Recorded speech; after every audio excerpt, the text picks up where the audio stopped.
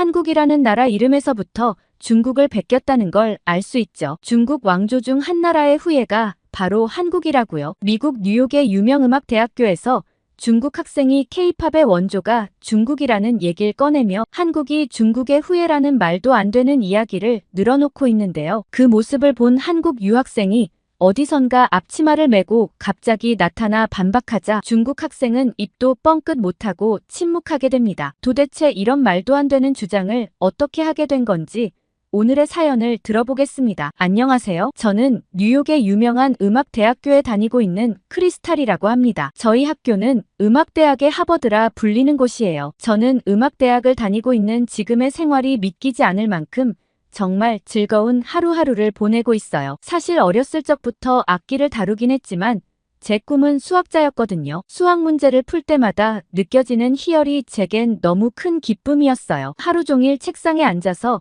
제가 알고 있는 공식으로 문제를 풀어낼 때면 세상 못할 일이 없다고 느껴졌죠. 늘 앉아서 수학만 푸는 제게 유일한 취미가 음악이었어요. 짬을 내서 잠깐씩 하는 기타 연주는 머리를 식혀주는 느낌이었거든요. 그리고 악보를 보는 것과 수학 문제를 푸는 게 저는 많이 비슷하다고 생각했어요. 그렇게 늘 공부만 하던 제게 정말 충격적인 일이 하나 생겼어요. 아무래도 전 늘 책을 읽거나 수학 문제를 푸는 게 전부다 보니 세상 돌아가는 일에도 크게 관심이 없었어요. 그런데 어느 날 저희 고등학교 축제에서 소름 돋는 경험을 하게 됐어요. 댄스 동아리 친구들이 무대에서 BTS의 노래에 맞춰 춤을 추는데 학교의 모든 학생들이 모두 떼창을 하는 거예요. 저는 알지도 못하는 노래였는데 다들 하나가 되어 노래를 부르고 즐기는 모습에 저는 소름이 돋았어요. 그러면서 갑자기 저런 음악을 만들어 보고 싶다는 생각에 전율이 느껴졌습니다. 수학 문제를 푸는 건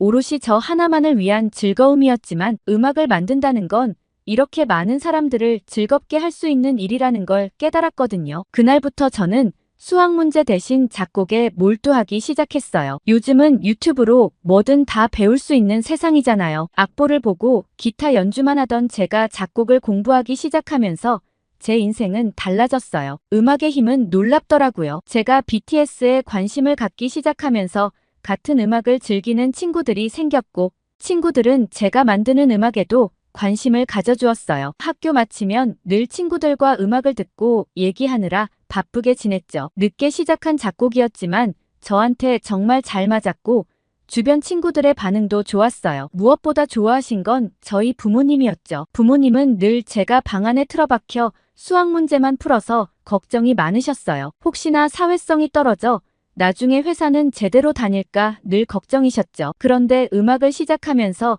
친구들도 만나고 노래도 듣고 하다 보니 이제야 제 또래 같다며 안심하셨어요. 그렇게 저는 음악에 점점 빠져들었고 결국은 지금의 학교에까지 들어올 수 있게 되었습니다. 저희 학교에는 음악하는 친구들이 많아서인지 고등학교보다 더 재밌었어요. 제 머릿속에서만 있던 멜로디를 뛰어난 실력을 가진 친구들이 연주해주기도 하고 더 좋은 아이디어를 제시해주기도 했죠. 그야말로 저에겐 꿈의 학교라는 생각이 들었습니다. 그러던 어느 날 저희 학교에 새로운 교수님이 부임해 오셨고 다들 새 교수님에 대해 엄청난 관심을 보였어요. 새로 오시는 교수님께선 세계적으로 유명한 음악학교를 나오신 후 한국의 대형 기획사에서 일을 하다가 다시 한국대학에서 학생들을 가르친 후 이곳으로 부임해 오셨다고 하더라고요. 한국에서 직접 K-팝을 만드셨다는 소문이 난 후로 학생들의 관심이 어마어마했어요. 제발 제 담당 교수님으로 지정되면 얼마나 좋을까 매일매일 기도하기도 했죠. 그런데 제 기도가 하늘에 닿은 건지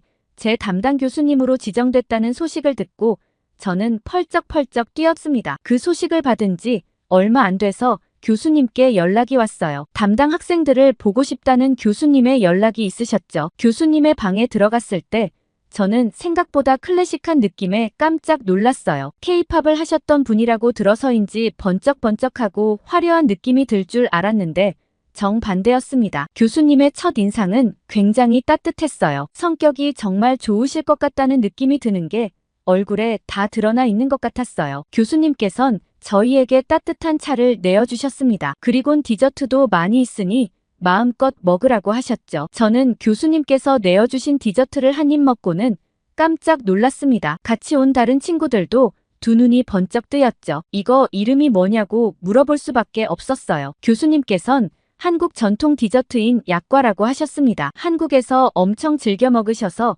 미국에서도 쭉 해외 배송을 시켜 드시고 계실 정도로 교수님께서도 굉장히 좋아하는 간식이라고 하셨죠. 약간 쿠키 같으면서도 빵 같은 느낌이 드는데 뭐라 형용할 수 없었어요. 한 번도 경험해 본 적 없는 식감이었죠. 미국에서 보통 디저트 하면 정말 혈당이 확 오르는 달달한 디저트가 대부분인데 약과는 전혀 그렇지 않았어요. 분명 달긴 한데 은은한 단맛이 고급스럽게 퍼지는 느낌이었습니다. 너무 달아서 한두 입 먹고 나면 물리는 미국 디저트들과 달리 계속 손이 가는 맛이었어요. 이런 맛있는 디저트를 왜 이때까지 몰랐을까 싶었고 다른 친구들도 너나 할 것 없이 디저트를 마구 집어먹었습니다. 교수님은 약과를 맛있게 먹는 저희를 보며 흐뭇해하시는 느낌이었어요. 보통 교수님 하면 거리감이 느껴지기 마련이었고 특히 음대 교수님들은 깐깐하신 분들이 많아 다가가기가 어려웠거든요. 그런데 한국에서 근무하고 오신 마이클 교수님께선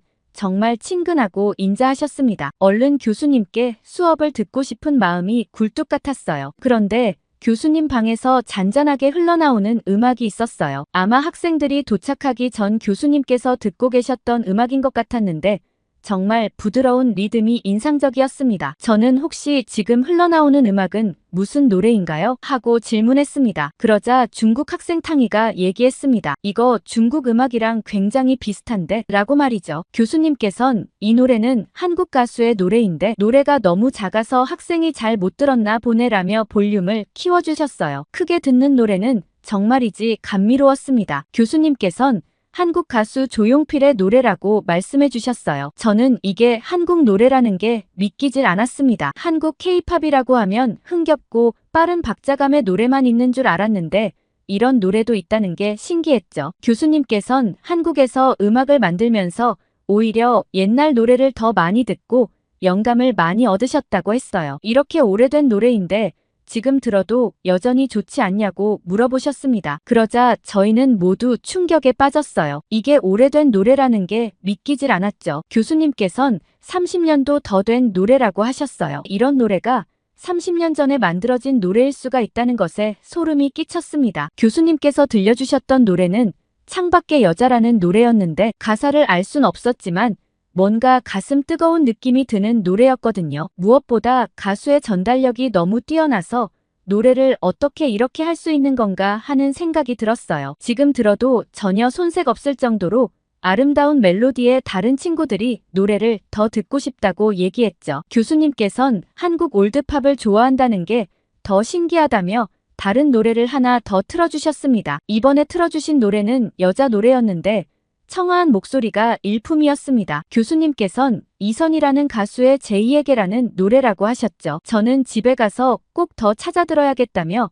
교수님께서 알려주신 곡들을 휴대폰에 저장해 두었어요. K-팝이 지금 이렇게 인기 있을 수 있는 이유는 한국의 옛날 노래에서부터 탄탄한 바탕이 되어 있기 때문이 아닐까 싶었습니다. 이런 음악들이 알려지기만 하면 지금 BTS나 블랙핑크만큼이나 인기가 많을지도 모른다는 확신이 들었습니다. 그렇게 저희는 다들 한국의 옛 노래에 푹 빠진 채로 교수님 방에서 나왔습니다. 교수님 방에서 나오자마자 중국 학생 탕이가 한 말에 저희는 모두 경악하고 말았어요. 탕이는 한국 음악은 어차피 다 거기서 거기인데다 아까 들었던 노래도 난 이상하게 중국 노래랑 겹치는 것 같더라 라는 말을 했어요. 탕이의 귀가 어떻게 된 거 아닌가 싶었죠. 그런데 중국 노래에 아는 노래가 없어서 겹친다는 탕이의 말에 뭐라 얘기할 수가 없었습니다. 그냥 이상한 애라고 생각했고 다들 탕이의 말을 못 들은 척하고는 그대로 헤어졌습니다. 그러곤 얼마 있지 않아 학교 축제가 있었습니다. 축제 기간만큼은 공부도 다 있고 신나게 즐길 수 있을 거란 기대에 들떠 있었습니다. 드디어 축제 첫날 저는 친구 빌리와 함께 푸드트럭으로 향했습니다. 그런데 저희 둘은 엄청난 줄을 보고 깜짝 놀랄 수밖에 없었죠. 바로 한국 푸드트럭에 엄청나게 많은 사람들이 몰려 있었거든요. 그리고 저는 푸드트럭에서 요리하는 사람들을 보고 이게 무슨 일인가 싶어 눈이 휘둥그레졌죠. 학교에 다니는 한국 유학생들이 한국 음식을 팔고 있었거든요. 학생들이 음식을 준비하는 경우가 있긴 하지만 이렇게 자신의 나라 음식을 직접 그 나라 학생들끼리 만들었던 적은 처음이었거든요. 얼마나 자기 나라 음식에 자부심이 있으면 이렇게까지 할 수 있을까 싶었습니다. 게다가 한국 음식을 판매했던 적은 한 번도 없었던지라 모든 학생들의 이목이 집중되었습니다. 다른 푸드트럭과 달리 긴 줄에 한참을 기다려야 했지만 사람들은 아랑곳않고 줄을 섰어요. 그 친구들이 운영하는 푸드트럭에는 떡볶이와 김밥 그리고 라면에 순대를 팔았어요. 김밥과 라면은 워낙 미국에서도 유명한 음식이라 저도 먹어본 적이 있었는데 떡볶이와 순대는 다소 낯설었죠. 빌리는 한국 음식은 무조건 맛있을 것 같다며 전부 다 시켜야 된다고 아우성이었어요. 저는 우리 둘밖에 없는데 어떻게 다 먹겠냐며 2개만 시키자고 말렸지만 빌리의 고집에 못 이겨 결국 4가지 음식을 모두 시키게 되었습니다. 저는 순대의 모습을 보고는 좀 꺼림칙했어요. 색깔도 거무튀튀한 데다가 뭔가 손이 가질 않았죠. 그런데 빌리가 순대를 한 입 먹고는 이거 진짜 쫄깃하다며 너무 맛있다고 하는 거예요. 저는 빌리의 모습을 보고선 저도 용기 내서 한 입 먹어봤는데 세상 쫀득한 게 한 번도 먹어본 적 없는 식감이었습니다. 저희가 한참 음식을 먹고 있는데 푸드트럭을 운영하는 한국인 친구가 다가와 떡볶이 소스에 찍어 먹는 것도 맛있다며 먹는 방법을 알려줬어요. 친절한 한국인 친구 덕에 떡볶이 소스까지 남김없이 싹싹 긁어 먹었습니다. 설거지가 필요 없을 정도였죠. 빌리는 내일도 여기 운영하면 여기 또 올까? 물어볼 정도였고 저는 또 와도 좋을 것 같다는 생각이 들 정도로 만족스럽게 음식을 먹었습니다. 그리고 저희는 음악축제가 열리는 강당으로 이동했어요. 음악대학인 만큼 학생들이 직접 DJ가 되어 음악을 선별하고 그 음악을 즐기곤 하거든요. 강당에는 수많은 학생들이 모여 발 디딜 틈이 없었습니다. 아직 시작도 안 했는데 다들 신이 나 있었죠. 음악이 시작되자마자 학생들은 저마다의 방식으로 음악을 즐겼습니다. 선곡이 정말 훌륭해 모두들 신나게 몸을 맡겼죠. 첫 DJ를 맡은 학생에게 모두 환호의 박수를 보냈습니다. 그리고 다음 학생이 DJ를 맡아 음악을 시작하는데 모두들 순간 멈칫하고야 말았어요. 노래가 좀 이상하다는 생각이 들었습니다. DJ를 봤더니 중국 학생이었던 탕이었어요. 탕이가 튼 노래는 분명 한국 노래인 것 같았거든요. 저만 그렇게 느낀 게 아닌 건지 다들 수근거리기 시작했습니다. 분명 가사는 중국어인 것 같은데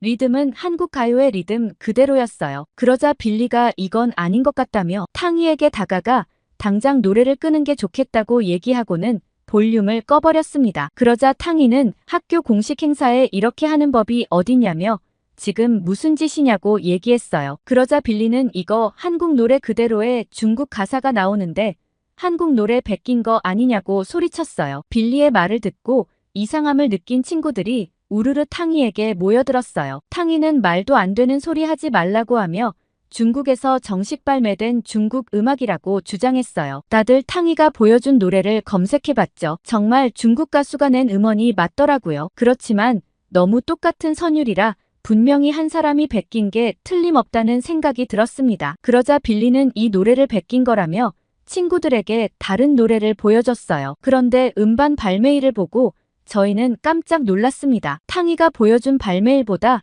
5개월이나 앞서 있었죠. 이 노래는 100% 중국에서 한국 음악을 베낀 거라고 밖에는 설명할 수 없었습니다. 당황한 탕이는 말도 안 된다며 더 유명한 음악을 알려주겠다며 저희에게 몇 곡 더 보여줬고 그 노래들 역시 전부 카피한 노래였습니다. 한국에서 유행하고 짧게는 한 달부터 길게는 1년 후 중국에서 그대로 발매한 노래더라고요. 탕이가 떳떳함을 주장하며 많은 곡들을 보여준 게 오히려 더 부끄러운 행동이라는 생각이 들었어요. 그 노래들이 전부 카피한 노래들이었거든요. 그런 생각에 미치자 중국은 정말 전부 다 베낀 노래밖에 없는 건가 하는 생각이 들었습니다. 그러자 어느 한 친구가 진짜 중국에서 만든 중국 노래를 알려달라고 했어요. 뭘 제대로 들려줘야 우리가 판단을 할 텐데 네가 알려주는 곡들은 전부 카피곡 뿐이라고 말이죠. 탕이는 그 말에 화가 많이 난 것 같았습니다. 그러고선 이렇게 말도 안 되는 얘기는 다 뒤로 하고 어차피 한국 자체가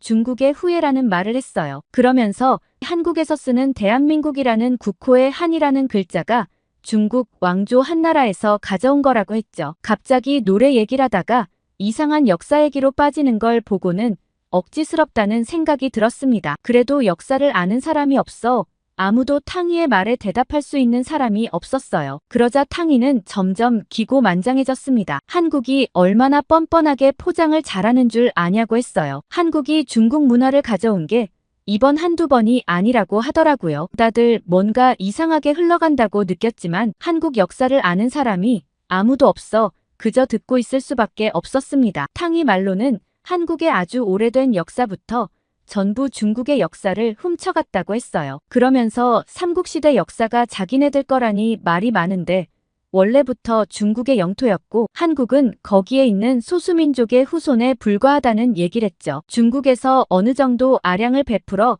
중국 황제 아래 고려와 조선을 다스리는 왕을 인정해줬을 뿐이라고 말했습니다. 다들 알다시피 중국은 인구도 많고 역사적으로 오래된 나라인데 한국 같은 작은 나라를 정복하지 못했을 리가 없지 않냐고 했습니다. 그리고 한국에서 자기 거라고 주장하는 한복도 중국의 한풀을 참고로 해서 만든 옷이라고 얘기했어요. 한국이 베껴간 게 한두 개가 아니라 차마 말을 다 못할 정도라고 했죠. 탕이의 말은 그러니 결국 한국 음악의 원조가 중국이니 백견내 만해를 논의할 필요성 자체가 없다고 얘기했습니다. 그런데 갑자기 어디선가 큰 소리가 들렸어요. 강당 입구에서 흰 앞치마를 두른 여학생이 말도 안 되는 소리 그만하라고 외쳤죠. 아까 한국 푸드트럭에서 저와 빌리에게 친절하게 먹는 방법을 알려줬던 여학생이었습니다. 주변에서는 수빈이 아니냐며 수빈이 진짜 화난 것 같다고 웅성웅성 거렸습니다. 수빈이가 다가오자 홍해의 기적처럼 길이 쫙 갈라졌어요. 수빈이는 성큼성큼 걸어와 탕이의 얼굴을 똑바로 쳐다보며 얘기했습니다. 뭐 하나라도 훔쳐가려는 나라는 바로 중국 너희인데 여기 애들이 한국 역사 모른다고 어디 사기를 치냐고 얘기했어요. 그리고 자기 나라 역사도 잘 모르면서 어디 남의 나라 역사까지 엮어서 쌍으로 왜곡하냐고 얘기했죠. 청나라를 한족이 세웠냐고 물어봤어요. 아니면 원나라와 금나라는 하고 물어봤죠. 모두 한족과 관련 없는 이민족들이 세운 왕조라는 설명을 덧붙였습니다. 너희 한족들이 오랑캐라 무시하고 차별했던 이민족들이 세운 왕조인데 이제 와서 모조리 중국 역사라고 하는 꼴이 우습다고 했어요. 모르면서 우기면 무식한 거고 알면서도 우기는 건 뻔뻔한 거라고 했죠. 그리고 말도 안 되는 주장이지만 한나라가 중국의 역사라고 쳐도 그때 당시 한나라의 영토가 굉장히 넓었던 것은 사실이지만 정복한 지 채 50년도 지나지 않아 토착민의 반란으로 쫓겨났다고 했어요. 그리고 한나라가 한반도를 다 정복한 것처럼 얘기하는데 평안도와 황해도 일부 지역 정도만 잠시 정복했을 뿐이라고 반박했습니다. 그 후 건국된 고구려의 정복으로 한반도에서 중국 쪽 영토가 점점 축소되었다고 말했죠. 고구려의 등장으로 서기 410년경에는 중국 랴오닝 성 동부까지 완전히 정복당했다고 했습니다. 그렇게 보면 지금 그 땅이 우리 고구려 땅이었으니 당장 내놓으라고 하면 내놓을 거냐고 물어봤죠. 한국은 5천년가량 되는 동아시아의 역사에서 당당히 살아남은 민족이라고 했습니다. 그중 단 한 번도 중국이 한반도를 본토처럼 직접 지배한 적은 없었다고 말이죠. 그 많은 나라들이 한국을 어떻게든 침략해보려고 무수히 애를 썼지만 그때마다 한국은 끝까지 이겨냈다고 말했습니다. 우리 선조들이 피땀 흘려 지킨 한국을 어디 함부로 얘기하냐고 호통을 쳤어요. 저희는 수빈이의 당당한 태도에 소름이 돋았습니다. 수빈이는 키도 좀 작은 편의 왜소한 체구였지만 거기서 뿜어져 나오는 카리스마는 누구와 비교해도 뒤처지지 않을 것 같았거든요. 그리고 너네가 언제부터 한풀을 입고 다녔냐고 물어봤습니다. 그렇게 치면 일본이 만주에 세운 만주도 다 중국 역사니까 기모노나 유카타도 전부 중국 전통 복식이겠네 라고 얘기했죠. 수빈이의 뼈 때리는 팩트 폭행에 탕이는 한마디도 반박하지 못했습니다. 그리고 한국 사람들이 피땀 흘려 만든 K-팝에 어디 숟가락을 얹냐며 화를 냈어요. 중국은 죄다 좋아 보이는 건 다 자기 거라고 하는데 문화산업에 종사할 예정인 탕이 너의 개인 입장이 궁금하다고 했습니다. 내가 몇 달을 고생해서 만든 작업물을 아무런 대가도 없이 불법으로 다운로드를 해간다면 어떨 것 같냐고 말이죠. 지금 중국에서 그런 불법이 판치고 있으니 전 세계의 예술인들이 모두 손해를 보고 있는 거 아니냐고 했어요. 수빈이의 말에 모두들 고개를 끄덕이며 탕이에게 비난의 화살이 쏠렸습니다. 그러자 탕이는 무슨 내가 불법 다운로드를 했냐고 라고 소리치며 아니면 아닌 거지. 이렇게 우르르 한국 편들을 드는 이유가 뭔데? 라고 얘기하며 도망치듯 자리를 떴어요. 그러자 빌리가 한국 편을 들긴 무슨 편을 드냐며 맞는 말을 맞다고 해주는 거라며 탕이의 뒤에다 대고 큰 소리로 대답을 했습니다. 탕이가 떠나고 나자 강당은 순식간에 싸해지고 말았어요. 그러자 수빈이가 한국을 베껴 만든 중국 가요 말고 원조 K-팝을 틀어주겠다며 자기가 DJ를 해도 될까 하고 얘기했고 학생들은 모두 환호했습니다. 수빈이가 틀어주는 노래들을 듣고 저는 감탄할 수밖에 없었어요. 솔직히 트는 노래 족족 다 제가 아는 노래였고 차트에 오르내리는 유명한 곡들이었기 때문이죠. 물론 한국 음악들이 인기가 많다는 걸 이미 알고는 있었지만 이렇게 모아놓고 들어보니 더 대단하다는 생각이 들었습니다. 그리고 저는 수빈이의 모습을 보고 정말 친하게 지내고 싶다는 생각이 들었어요. 아까 탕이에게 자신감 있게 얘기하는 모습이나 음악을 틀어주는 모습을 보며 가까이에서 배우고 싶다는 생각이 들었거든요. 어느덧 수빈이가 DJ 하는 시간이 끝나갈 쯤 모두들 수빈이에게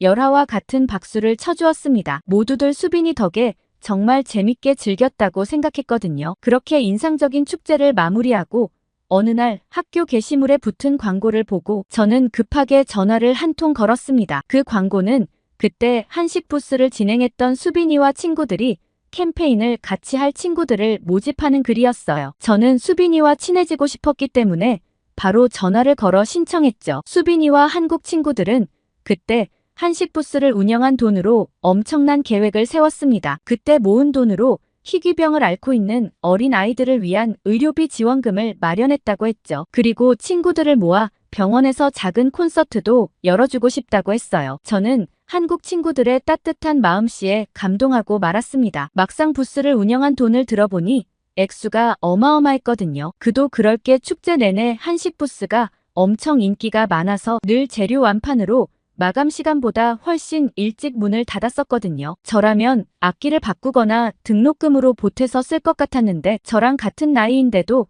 이런 멋진 생각을 하는 친구들이 존경스러웠죠. 그렇게 저희 학교 학생들은 한국 친구들과 함께 소아병동에서 할 미니 콘서트를 준비했습니다. 그러면서 저는 수빈이와도 좀 가까워질 수 있었어요. 그런데 수빈이와 가까이 지내면서 저는 궁금한 게 한 가지 생겼습니다. 사실 믿기지 않는 수빈이의 성격 때문이었죠. 분명 탕이와 말싸움을 할 때는 엄청 당당하고 똑부러지는 학생이라고 생각했거든요. 그런데 가까이서 본 수빈이는 굉장히 수줍음이 많고 내성적인 성격에 가까운 느낌이 들었어요. 그래서 제가 수빈이에게 그때 탕이와 말싸움을 했던 얘기를 꺼냈죠. 그러자 수빈이가 갑자기 웃음을 터뜨렸습니다. 자기도 그땐 어디서 그런 깡다구가 나왔는지 모르겠다고 했죠. 그때 친구가 찍어준 영상을 보고 나서 믿기지 않는다는 말을 했어요. 원래는 어디 잘 나서지도 않고 늘 조용조용 지내는데 그날은 이상하게 참을 수 없었다고 했죠. 그러자 옆에 있는 지훈이가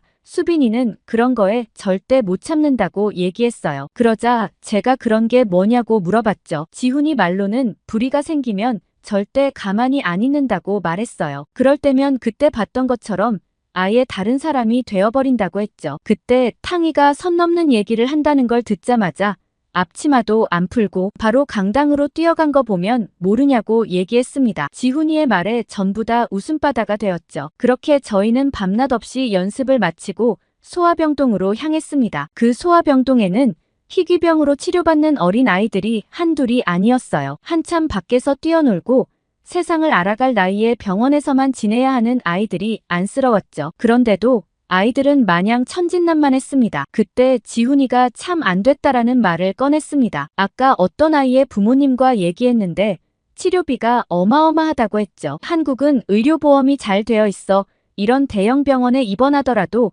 경우에 따라 의료비가 별로 나오지 않는다고 했어요. 저는 그게 무슨 말인가 싶어 깜짝 놀랐죠. 지훈이에게 들은 한국 의료비는 정말 저렴했습니다. 가벼운 병은 거의 돈이 안 드는 수준인데다 치과나 정형외과 치료를 하는데도 크게 비용이 나오지 않더라고요. 미국에서는 웬만큼 아프지 않고서야 병원을 잘 가지 않을 뿐더러 병원에 갈 때도 정말 큰 마음 먹고 가는 경우가 많았어요.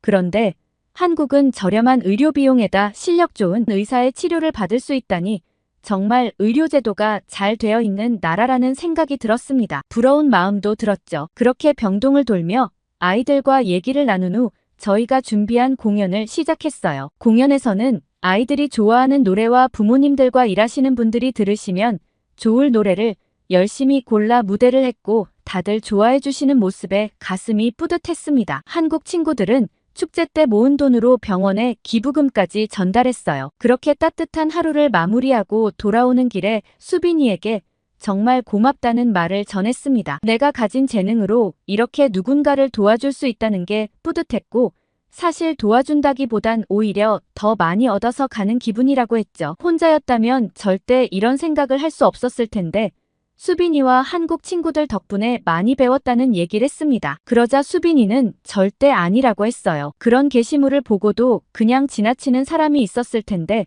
내 안에 따뜻한 마음씨가 있었기 때문에 가능한 일이라고 했죠. 말 한마디도 따뜻하게 해주는 수빈이가 참 고마웠습니다. 그리고 저는 그 이후로 더더욱 수빈이와 가까운 사이가 되었어요. 저희는 주기적으로 봉사활동을 이어나가기로 했고 제 친구 빌리도 함께 하기로 했죠. 한국 친구들 덕분에 제가 한층 더 성장한 기분입니다. 한국 친구들과 함께 봉사도 많이 하고 더 멋진 뮤지션으로 성장할 저를 많이 응원해주세요. 오늘 미국 음악대학교에서 도착한 사연 어떻게 들으셨나요? 제가 사연을 받고 검색을 해보니 정말 중국 음악은 대부분이 다 한국 음악을 카피한 노래가 많더라고요. 중국의 그런 모습에 화가 났는데 수빈이의 사이다 발언에 그나마 답답함이 조금 해소되었습니다. 미국에서도 한국 사람들의 정을 널리 알리고 있는 수빈이와 친구들을 응원하며 오늘 사연을 재밌게 들으셨다면 댓글과 좋아요 많이 부탁드립니다. 다음에 더 재밌는 사연으로 돌아올게요. 여러분의 사연 제작소 감동필름이었습니다.